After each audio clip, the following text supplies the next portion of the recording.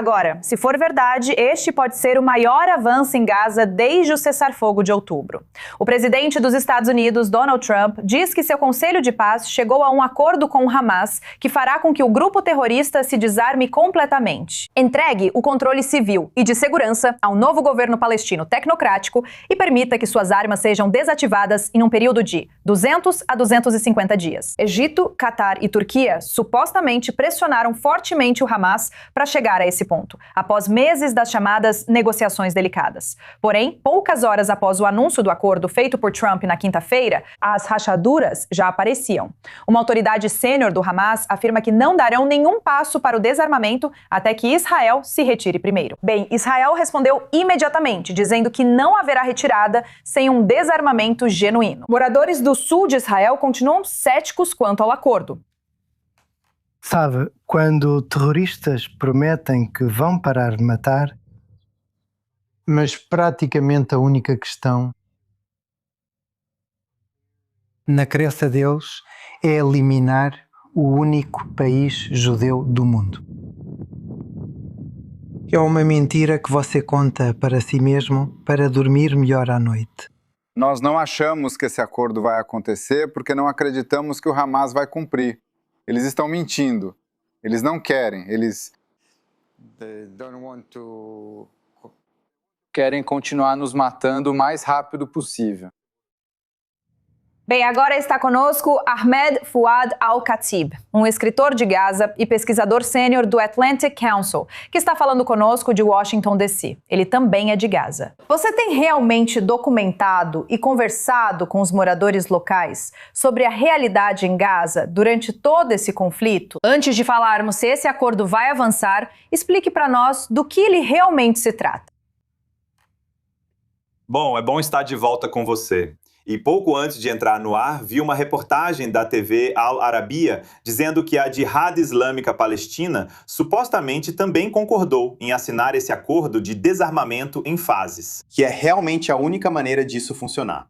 Não dá para ter o Hamas e outras facções continuarem armados. Mas a ideia aqui é que haveria uma implementação condicionada aos resultados. Como disse Nikolai Mladenov, o comissário do Conselho de Paz, a retirada israelense ocorrerá junto ao desarmamento. Isso é uma das razões para o Hamas concordar e também um ponto que pode inviabilizar o processo. O Hamas começaria entregando suas chamadas armas pesadas. Agora, esse termo pode ser uma cortina de fumaça no sentido de que o grupo realmente não possui muitas armas pesadas, como foguetes, morteiros ou RPGs. Mas a classificação de armas pesadas inclui os túneis. Então essa é uma distinção realmente importante aí. Explicado e detalhado através de mapas na primeira fase. Então as fases subsequentes envolveriam discussões sobre o licenciamento de armas menores, como AK-47, como armas curtas. E essas seriam gerenciadas pelo Comitê Tecnocrático que está chegando, o NCCAG, o Comitê Nacional para a Administração de Gaza. O ponto principal a destacar aqui é que o desarmamento, a implementação do desarmamento, e isso eu acho, sem entrar em detalhes técnicos, é onde as coisas podem dar errado. Estamos falando sobre a nova força policial que o NCCAG, os tecnocratas, vão trazer com eles do Egito e da Jordânia, e a Força Internacional de Estabilização que está chegando. Por isso, a implementação levará meses. E esse vai ser o desafio, os desafios. Será que eles realmente conseguem chegar a um ponto em que a nova entrada deles em Gaza, eles vão conseguir desarmar o Hamas de forma crível, conforme os padrões que Israel exige? Exatamente. E eu quero falar sobre isso. O fato do Hamas concordar, em princípio, em se desarmar e entregar a autoridade de governo é algo extraordinário, no papel. Mas a organização sobreviveu. Você sabe, nesses últimos anos, desde 7 de outubro, sob bombardeios israelenses muito intensos. Um cessar-fogo que continuamos vendo ser violado repetidamente, pode-se dizer, dos dois lados. O que faria o Hamas cumprir agora, tendo incentivos para não fazê-lo? O que realmente mudou aqui?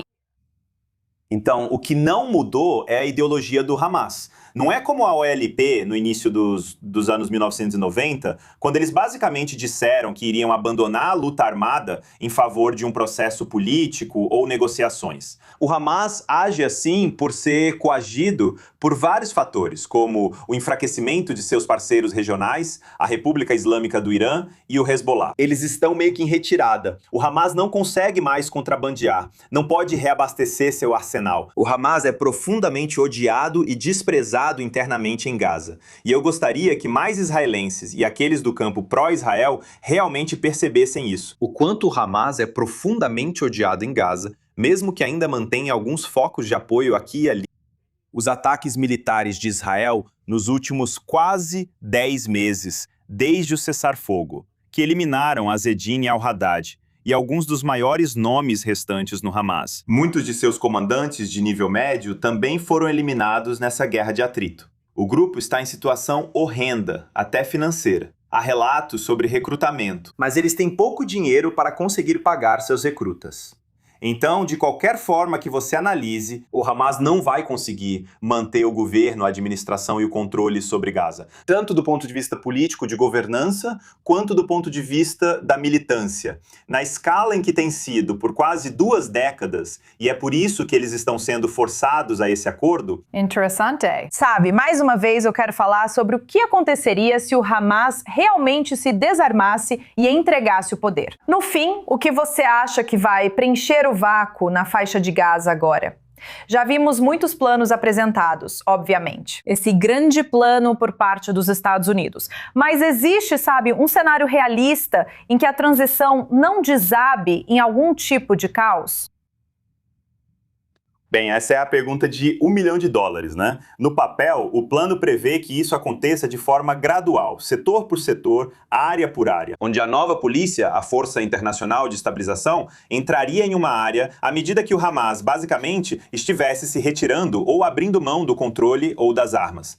Mas o povo de Gaza está apavorado com essa possibilidade. Vimos isso durante a guerra, onde gangsters, saqueadores, os clãs, as milícias estavam causando caos, por assim dizer, em qualquer resquício de estabilidade e ordem pública, independentemente da máquina de guerra israelense. E isso faz parte de como o Hamas conseguiu impor uma escolha impossível à população, dizendo: ou vocês aceitam nosso autoritarismo, controle fascista em troca de um pouco de lei e ordem, ou vocês arriscam o caos total e ninguém vai proteger vocês. Então, uma alternativa ao Hamas, tanto no nível político, no nível ideológico, mas também no nível social, vai ter que levar em conta. O medo real que muitas dessas populações indefesas e civis têm das organizações criminosas. Minha preocupação, e eu vou encerrar com isso, é que pode haver elementos do Hamas que podem agir por conta própria, essencialmente, e podem por si só formar células dissidentes, que na verdade não seguem esse plano, o que pode gerar vários problemas. Certo, Ahmed. Bem, gostaria de te agradecer muito por estar conosco. Como sempre, é incrivelmente interessante ouvir sua perspectiva sobre isso. Acredito que todos esperam que esse desarmamento de fato ocorra, mas teremos que esperar para ver.